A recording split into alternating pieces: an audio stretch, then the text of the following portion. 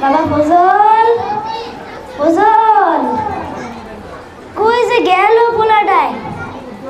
না, পোলাটারে নিয়ে আর পারলাম না। এই বাড়ি যাইব, ওই বাড়ি যাইব, খালি দৌড়াদৌড়ি করে। এই বয়সে আর কত কষ্ট করা যায় কন? সারাদিন খাটি, জামা কাপড়ও বালা নাই, সব ছিঁড়ে গেছে। ওইদিকে ঘরের চালের অবস্থাও খারাপ, ফুটো হয়ে পানি পড়তেছে। এই অভাবের সংসারে একটাই আশা, সব ফুলালে তো লেখাপড়া করাইতে পারি নাই, একটা ফুলার মাথা বালা, ওরে লেখাপড়া করেছি। আমার সাইদ, আবু সাইদ শহরে মেলা বড় ভার্সিটিত পড়ে। ও কইছে, বাজার তোমার আর বেশি দিন কষ্ট করুন লাগবো না, ও লেখাপড়া কইরা মেলা বড় পাশ দিয়ে চাকরি নিব, তখন কেন আমার অভাব থাকবো? শরীরটাও বেশি একটা বালা না। পোলাটায় লেখাপড়া শেষ করে একটা চাকরি পেলে শহরে নিয়ে চিকিৎসাও করাইব কইছিল, নতুন একটা জামাও কিনে দিব। আর তুমিও চিন্তা করে না সাইডের মা, তোমারও নতুন একটা শাড়ি কিনে দিব। আমার পোলা তো আর 5টা পোলার মতন না, সে মেলা ভালো পোলা, 5 ওয়াক্ত নামাজ পড়ে। আর এমন মেধাবী পোলা এই 10 গ্রামের মধ্যে খুঁজে পাওয়া মুশকিল। মনটা আজকে তেমন ভালো না, শুনলাম শহরে নাকি কি সব গ্যাঞ্জাম হইতেছে। মূর্খ সূর্খ মানুষ আমি, এত কিছু তো বুঝি না। পোলাটাই লেখাপড়া শেষ কইরা চাকরি পাইলেই আমি খুশি, কিন্তু প্রত্যেক দিন তো এই সময় হলে একটা ফোন উঠাতে দেয়। আজ সকাল থেকে আমার পোলার কোনো খোঁজ পাইতেছি না, মনটা কেমন আনসান আনসান করতেছে।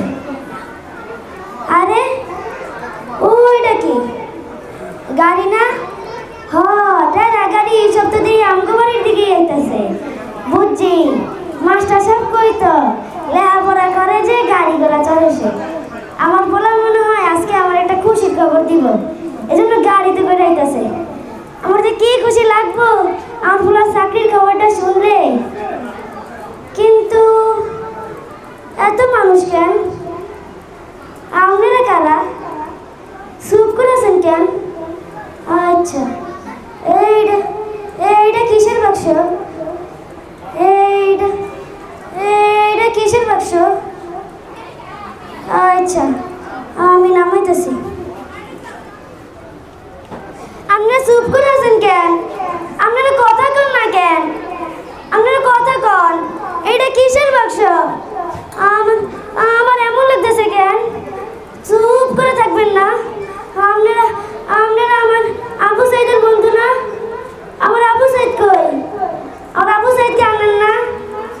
আচ্ছা, আমি দেখতেছি, আমি খুলতেছি।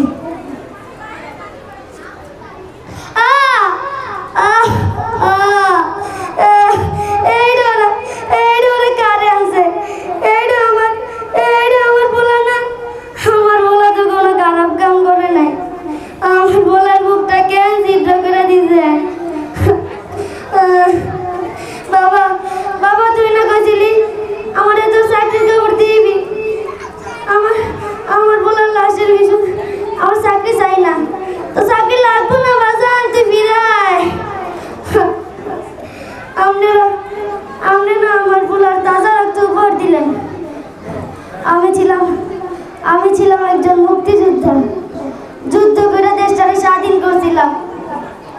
একটা লাল সবুজের পতাকা দেখে আপনারে বলছিলাম, বাজান রে তোরে তো কিছু দিতে পারি নাই, এটা স্বাধীন দেশ